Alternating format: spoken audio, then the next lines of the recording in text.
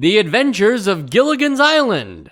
Okay, little buddy, you just stay right behind your old pal the skipper and everything's gonna be just fine.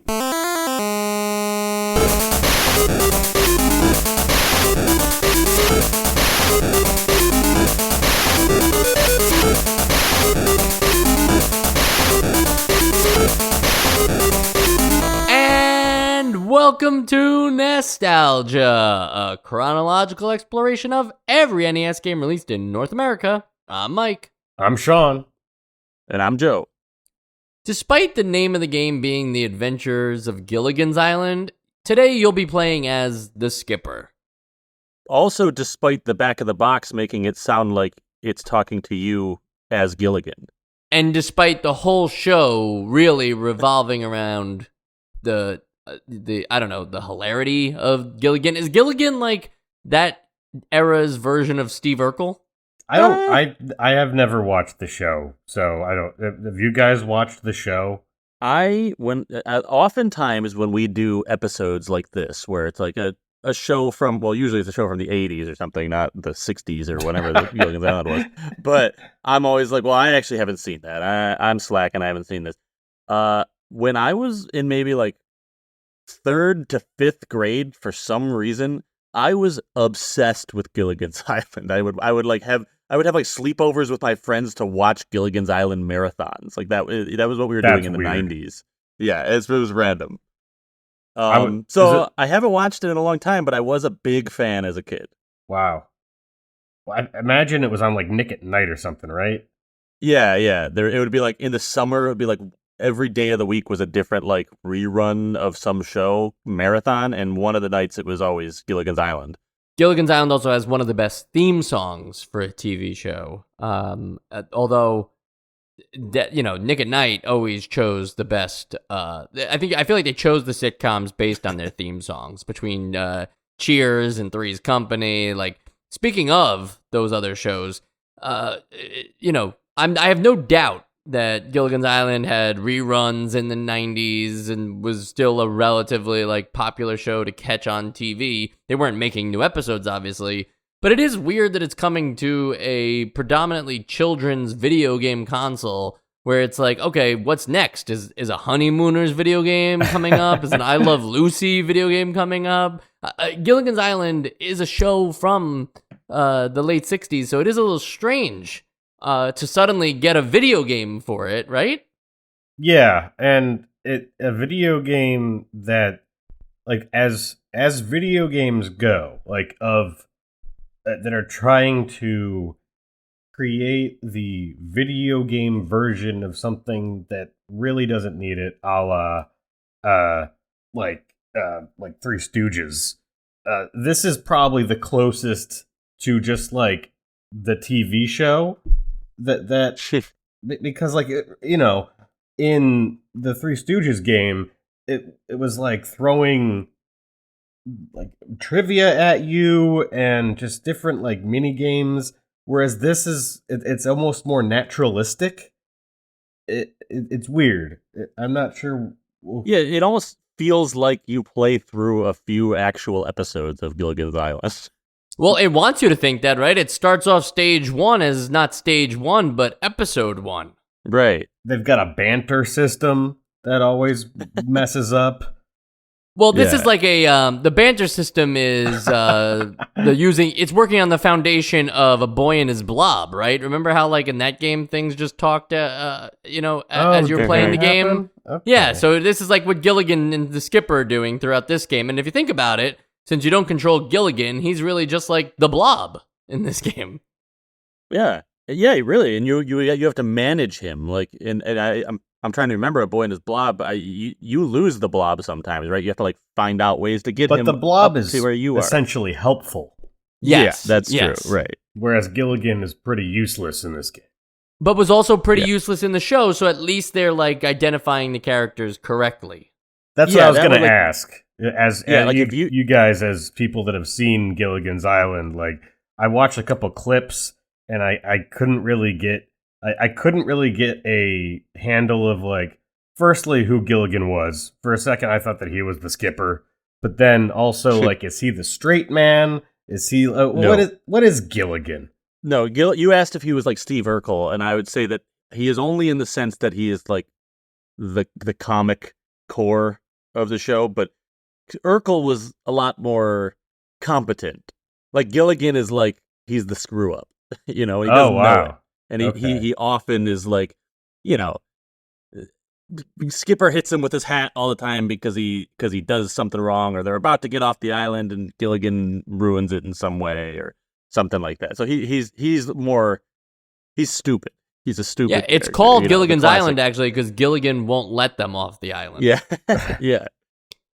And I was talking about how in it's 1990 now, and Gilligan's Island maybe was in reruns or whatever. The last Gilligan spin-off thing to run on TV was actually Gilligan's Planet. What? It aired for a few months on CBS. It was a Saturday morning cartoon series spin-off of Gilligan's Island. There was many spin-offs of Gilligan's Island, The New Adventures of Gilligan, but Gilligan's Planet is where they ended off, and you'll understand that obviously the video game here would make no reference of something that got one season, 13 episodes, and aired from just September 18th to December 11th of 1982. This was 1982. That was 1982. But that's the most recent representation they had in media, so that came and went and probably killed all hopes of Gilligan's universe being a thing. And so instead they went back to basics here with The Adventures of Gilligan's Island. However, I question the title, The Adventures of Gilligan's Island, because the game doesn't start up like that.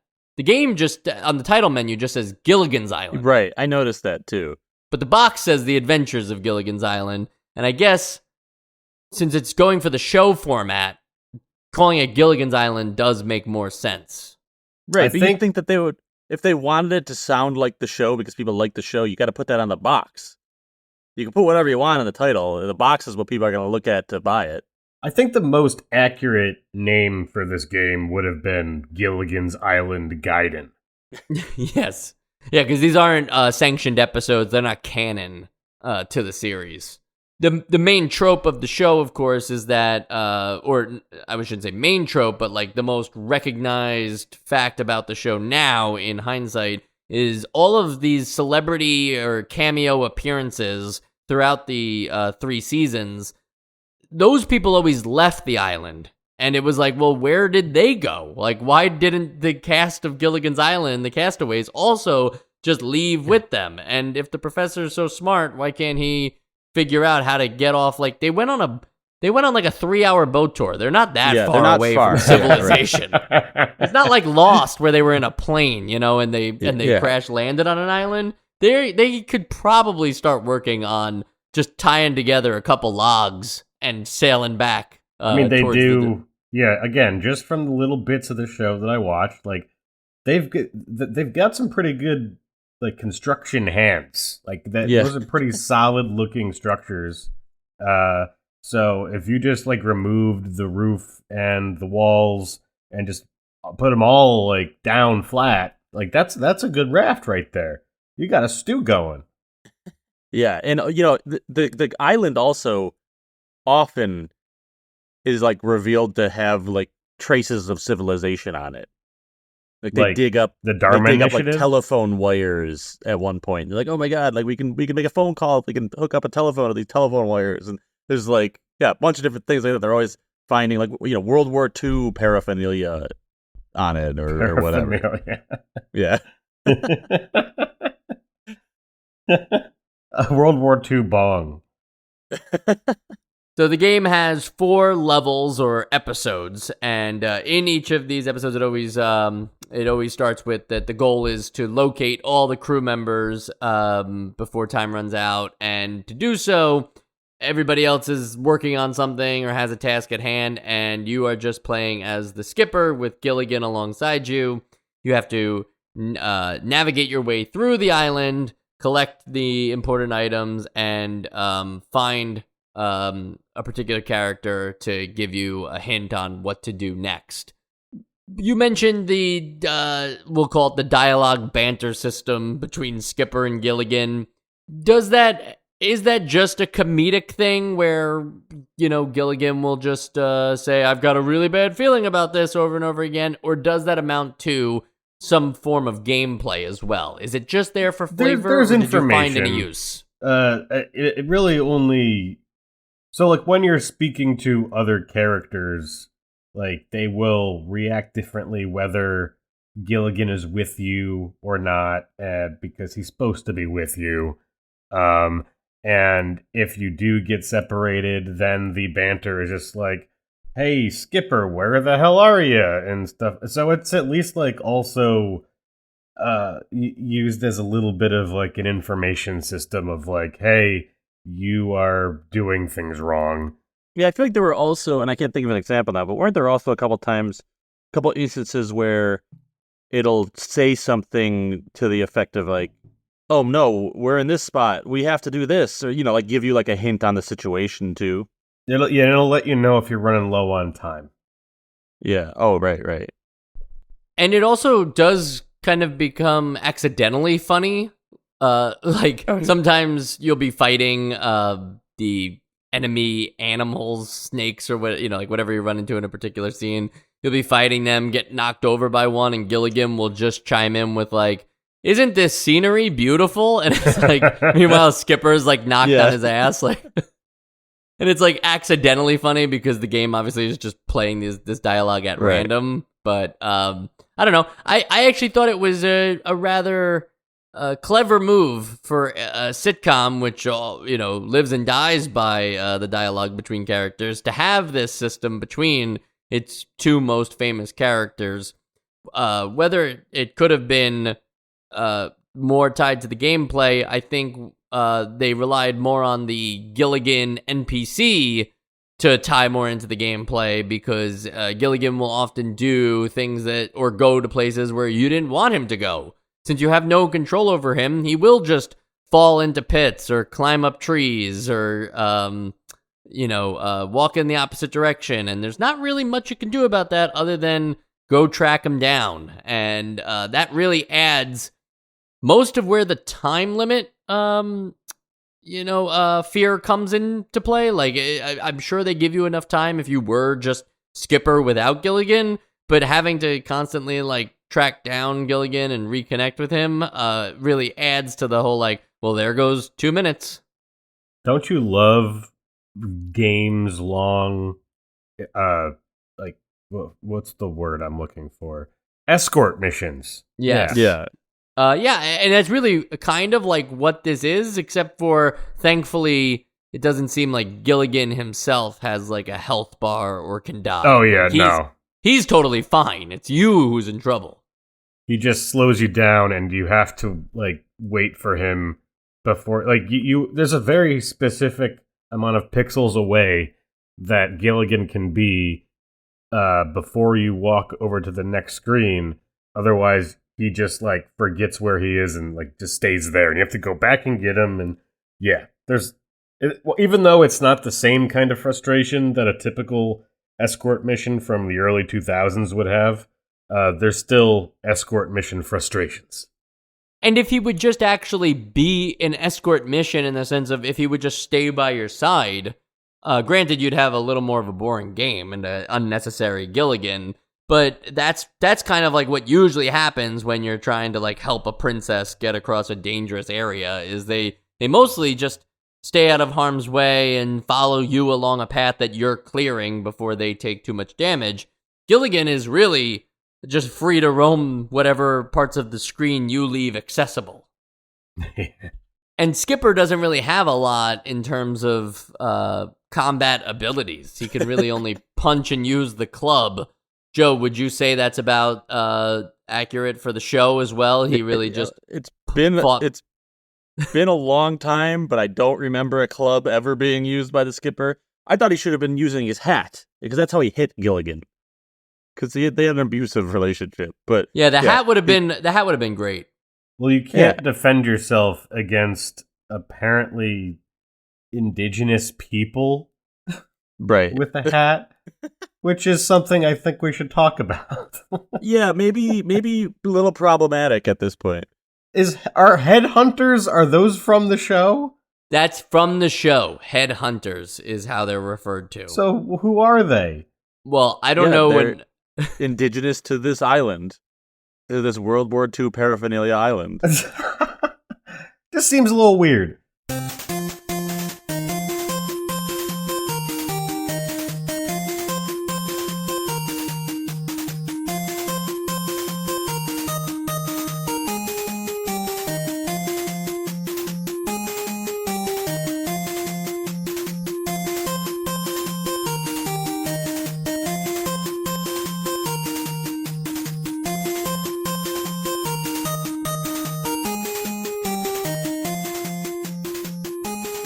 I saw in the manual them referred to as headhunters, and I was like, hold up.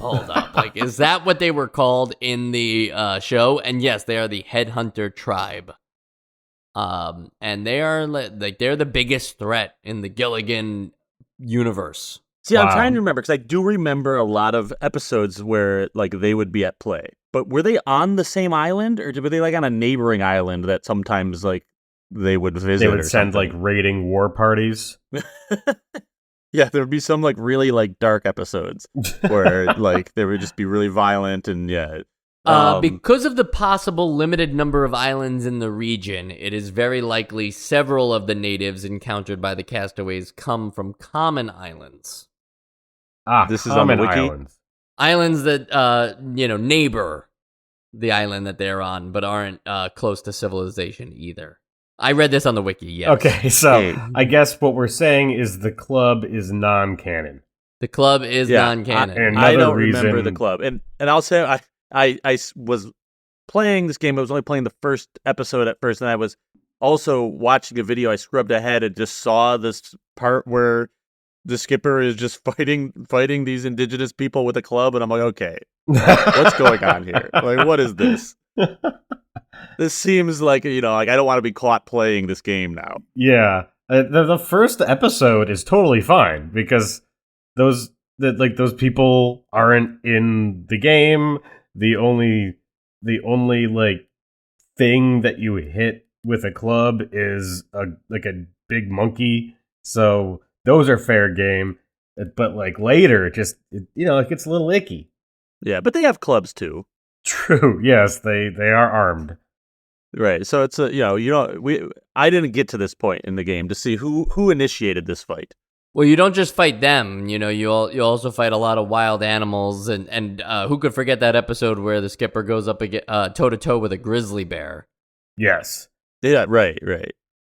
But they saved the best for last because the final boss in the game is a skeleton, which just only seems right? And you would think like, okay, when I say skeleton, did you guys see it? Did you see the skeleton that you fight? Oh no, I couldn't. It's actually like one of those like Spooktober doot skeletons. Like it's not even an intimidating skeleton or whatever. It's just literally a human, anatomically correct skeleton that hits you with its own, what is that? Like a femur? The femur, yeah. It hits you with the femur and you hit back with the club. And Gilligan just won't shut the hell up during the whole fight. And it doesn't happen in like a special cave or anything. It just happens out on the island, just like in the screen that was in all the other stages too. And it just feels very like, is this the best they had for the end? Like, shouldn't the headhunters have at least been like the ending battle? Like, that's a whole tribe of people. Now turns out all you have to do is take on a skeleton. So you mentioning this, we're talking about sort of the things that you might fight and how kind of out of left field the ending is. I think this is a great point to mention. Like what else is in this game? It's just navigating mazes for the most part, and collecting key items. And when you're not fighting like complete like non sequitur enemies or wild hogs that are running back and forth, like that's really it. it's a Maze Runner game. Yeah, and like even when you are like fighting these enemies, it's not great with hit detection or with like the feel of swinging the club or whatever. Like it's even just like navigating. it's not a welcome distraction. Yeah, because it's very frustrating. Like if you want to talk about hit detection, like just jumping over obstacles could make you just fall on your butt, and that hurts you. Yeah, a lot of things hurt you, so thankfully there are bananas everywhere for you to replenish your health, which I guess is the closest that the game gets to some kind of island resource management simulator where you also have to ropes. make sure you have enough bananas. Yeah, but you know what I mean, right? Like, they're on an island, like, there should be some kind of, hardcore Fallout New Vegas style rules of, like, make sure you eat every so often. Make this like a survival game. Yeah. They need to sleep every now and again. You have to, there's a vitamin C meter to make sure that you don't get scurvy. The biggest weakness of the game is also the fact that the other core characters of Gilligan's Island are relegated to just like people you find to help you move along in the quest. I'm fine with like the gang not all starting together and them helping relay clues, but shouldn't you have like unlocked the other characters one at a time and then also been able to play as them via some other skill that was like non-combat related? So the professor has like some really cool tech thing that you can use to now get to other parts of the island, and Mariann uses her looks in one way or I don't know, like what would the other one's superpowers even be, I guess. But I had something good with the professor, and I thought like it would have been great to, other than just bumping into them and just being like, oh cool, you should go here next, like if they had more purpose. I think I think if it was a whole like base building simulator and you could make your own Gilligan's Island and there'd be like a tech tree that the professor could work through, and it's sort of like open world Gilligan's Island, I think that'd be great. Yeah, or even like, let you pick up these characters as you go, and they each have different abilities. Gilligan's always a hindrance. And then, like, the professor can build something for you when you reach certain spots. So it's almost like a Metroidvania. Like, okay, now you have Mariann. Now you're able to, get past this obstacle. The weirdest part of this game for me might be related to the plot that has nothing to do with the skeletons, but the fact that the game is not about trying to get off the island, like the core idea of the show, and instead in this game, we're not thinking about that at all. Well, you don't want to, I mean, like, as the viewer, you don't want them to get off the island, Like, is that true? I feel like I did want them to get off the island. But that means the show ends. No, the show didn't end when they got off the island and lost. Well, that's... a spoiler? Yeah. Well, they still had a bunch of flash sideways to get through, so I don't think it's that bad of a spoiler. Okay. Joe, you're just a fan of island things in general. Any other like island things they could have done here? Island boys? Island things? Yeah, they could have every 3 days gone to tribal council and voted one of them off the island. Has that ever been done on Survivor? Have they ever done like a Gilligan's Island like reference or challenge? No, it's been 20 years. I don't think so. I mean, I've seen most of the seasons, and none of the cast of Gilligan's Island ever like showed up. Yeah, no. I mean, I'm sure a contestant has mentioned Gilligan's Island and had said like I'm the skipper or whatever, but I don't remember production ever leaning into any Gilligan's Island themed things. That's wild because both of them are CBS. Gilligan's Island is CBS. They completely ruined any opportunity for cross promotion. Yeah. Oh wait, I might be wrong. No, I'm right. Never mind. See how fast I can be right. Yeah, just kidding, I'm wrong. No. Yeah, maybe I don't just. It's not island things that I love. Maybe I just loved CBS shows. So do we know about any of these other Gilligan's Island things? So there was Gilligan's Island, then there was the New Adventures of Gilligan, not on the island, but on the the New Adventures of Gilligan, not the New Adventures of Gilligan's Island is where I'm getting at. But was that like also on an island? It's a Saturday morning cartoon, and yeah, it's the whole thing is on the island still. Okay, so it's just a different... Okay, just the cartoon version of it. Yeah, and then in 78, the made-for-TV film Rescue from Gilligan's Island. Did they get off?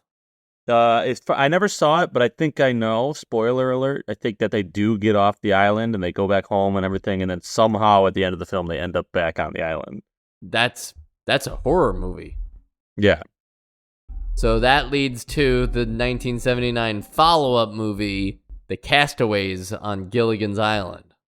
And maybe that's the movie I'm talking about. I know one of the movies had them escape and then get back. Yeah, so after all that, right? So you have the original run, the cartoon, 2 movies. Where do you go from there? Well, space. NES. The Harlem Globetrotters on Gilligan's Island. A 1981 TV film in which the Harlem Globetrotters visit Gilligan's Island. Oh, they made it a movie. Yeah, but they visit, too. It's like, what do you mean? Take them with you. And this is what... Well, so I know... All right, in the episode, there was always a reason, a way, in probably like a silly, stupid way, but like a reason that the guests got off the island and did not save the castaways. But you can't remember not a one, can you? I can't remember one, no. But I do remember it wasn't just like, all right, we're leaving now. Good luck on getting off the island. You know, there was always like, oh, something happened. They get like blown away by a tornado or something. I don't know. They get amnesia or something on their way out. Amnesia. And the earlier mentioned Gilligan's Planet is it's another animated cartoon where the professor, rather than building a raft and getting off the island, decides to go full steam ahead on interplanetary travel and gets everybody on a spaceship, to which, of course, as soon as they take off, they crash land on an unknown planet that is able to support human life, and now they're stuck on an entire planet. Wow. Yep. I might have to watch this. Sean, you said open world game earlier for Gilligan's Island, and I like the idea of that, but then you got me thinking about Gilligan's Planet, something I never thought about before this morning, and now I'm like, when is the first open planet game coming? You mean like No Man's Sky? Yeah, I guess so, right? Like, that. Are those planets big enough? Yes. So those planets, some of them are the size of Earth? I think so. No. I mean, they're not like... Yeah, I think they are like huge planet-sized like things. It's just that there's almost no variation. So, like, once you see 1 square kilometer, you've seen all of them. I mean, that part is true. But when I was playing it, I was looking it up, and I guess like the average planet there like would take you like 8 hours to walk the perimeter or something like that. Like still something absurd that you wouldn't do, but like not actually. All right, so they're little moonlets then. Got it. Yeah. Because I think I want this Gilligan's Island game to be the first open planet game where it's a little bit like Final Fantasy VII, where first you're just trapped on Gilligan's Island or Midgar for like, all of Disc 1. And then all of a sudden the professor finally invents the raft. And it's like, oh no, you can go everywhere on Earth in this game, actually. Like, now you're free to... You have to be Gilligan, can unfortunately. You go to New York City? Yeah, you could just go to New York City. You could go to Hong Kong. You can get a job. It's like, it's all there, but like under the guise of Gilligan's Island. Unfortunately, we can't vote based on that pitch. We have to vote based on the NES game that we played. And so we will do that now on the Essential Games list. Oftentimes in this game, you will just be trudging through either like what I imagine is some version of quicksand or mud or something, and you'll be moving very slow. And it's during those moments where you have to trudge along, and you can continue to move forward. There's no enemies in your way. The time limit is ticking down, but you're moving at a pretty steady pace, but you just kind of slowed down the overall game. It's during those moments where you're just holding left or right on the D-pad and trudging along that you really start to question, was it ever a good idea to play every NES game released in chronological order. Because I don't think I would have ever imagined a Gilligan's Island game on NES.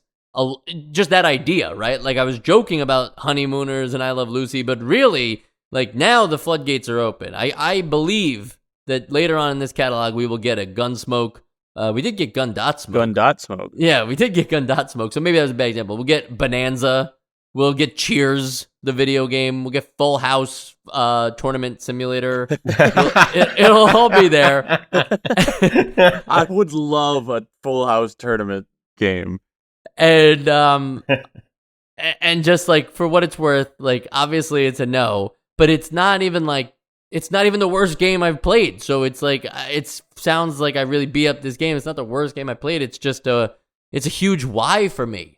I can't imagine that the core audience of people that owned an NES at the time were like, finally a Gilligan's Island game, right? Was this supposed to be like the game that got Dad onto the system? Like, your dad was against video games because you're playing RoboCop and stuff like that, and now finally you can play Gilligan's Island, go back to his childhood and everything. I don't know who this game was for. It's not so bad that it's good. It's not so bad that it's bad, though. It's just kind of another game in the library, and so that's why I'm just kind of meandering my thoughts here, because it's just there. It's just now a game that I can say I've played. Sean? Yeah. This is one of our weirder episodes because we really couldn't be bothered to talk about this game very much. We'd rather sort of, like, I guess, just sort of visualize break down the show. Yeah, visualize what Gilligan's Island actually is. Only one of us has really watched it. But I mean, it like Mike said, it's kind of just strange that the game even exists. But then if you go back and you look at the first thing that you see when you boot the game up, and you see that this was made by Bandai, or at least published by them. So this isn't like a Data East or an LJN, who are kind of just like fumbling through life. Like, this is a company that to some extent knows what it's doing, and it made the decision to finance this, and I don't understand it. I guess just befuddlement is my default thought about this game. Yeah, it's not essential, but I didn't hate it nearly as much as most games. Not most games. As many games. So yeah, how about you, Joe? I'm surprised by the amount that we were able to talk about this game, and I honestly think that we inadvertently made this game seem like there's a lot more to it than there is. I mean, you pick up this game for 5 minutes and you understand this game. It's very basic. There's not much to it. You're just collecting things. Gilligan gets lost sometimes. You have terrible hitboxes, terrible controls, and as much as it breaks my heart because I was a big fan of Gilligan's Island, this is a bad game. It's a bad game. All right. So essential. Yeah. Thank you. 2 no's, 1 essential vote. You heard it here. Sean, you are correct. Bandai published it. Human Entertainment developed the game, and that'll never get weird to say. Yeah, that is suspicious. Yeah, Human Entertainment made a game about Gilligan's Island that should have really been about Gilligan's Planet. Next week, we have Battle Chess, a couple of other bigger beats coming up, a game called Crystallis. I've heard a lot of talk about that one, so I'll be playing that for the first time. Is that a first for you guys as well? Uh-huh. Sure is. All right. And then a couple weeks from now, you might have heard of this game. It's called Final Fantasy. Any interest? I've never heard of it. I think it's pronounced Final Fantasy. Okay, good call. Some more IP stuff we'll be doing. Mad Max. I think those are the ones based on the what's his face, The guy we can't talk about anymore. Mel Gibson. Mel It could Gibson. be anyone. Yeah. There's a lot of people, right? Joe can finally talk about Pictionary. I know you've been waiting for that one. I talk about it a lot because I remember when we first did that episode. What about I got that reference. Thank you. Are we close to being able to play Halo? Halo is actually just a millennium away, so we will get to it. Okay, cool.